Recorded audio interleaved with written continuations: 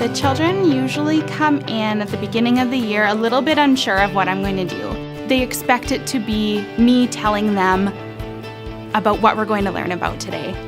Whereas I set up invitations to provoke their thoughts in a certain way. In doing that, they're more excited to be at school. They come in wondering, what did Mrs. Lynchuk set up today? What's it going to be? Something new and exciting is always happening.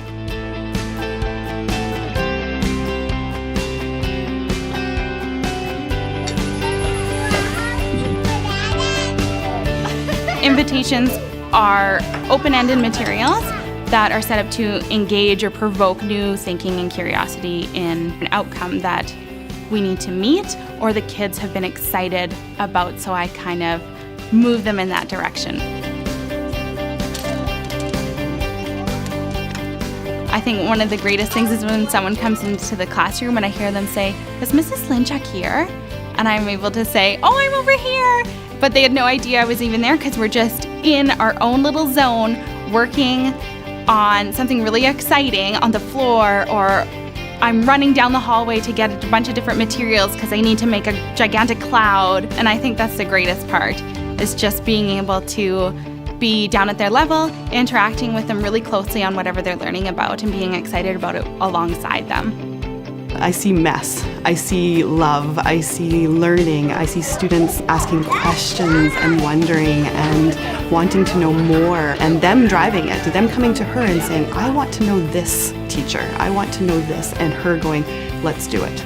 I had a group of boys that were really excited about dinosaurs, and they just found a basket of dinosaurs that were in the classroom, and I hadn't set them out in any sort of way, just had them there, and they started playing with them. So what I started to do was, in the mornings I would set them up and ask them, "Where do your stories live? What kind of stories can you tell me about dinosaurs?" And let them have the opportunity to tape themselves.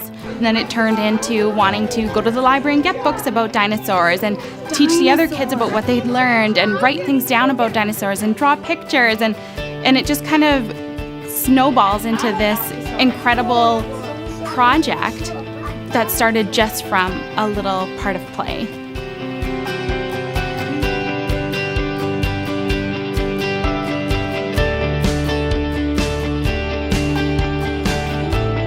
In Melanie's classroom, the parents get to be active participants.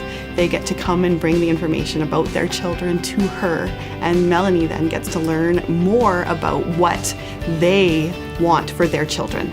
So the children and the parents get to have that voice. I think there's this notion that school is sort of a place where families drop off their child and leave.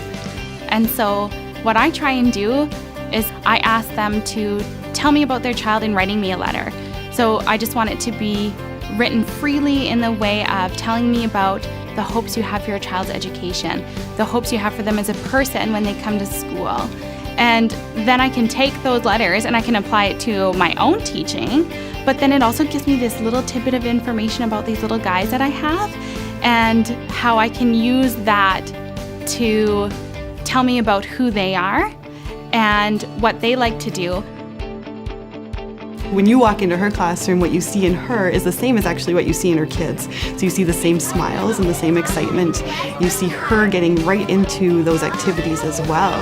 So you get to see her being a kid, being just with them. For me, I'm excited about being here. I'm excited to set up things for the kids. So in turn, they're excited to be here and they're excited to do the learning that I've set up.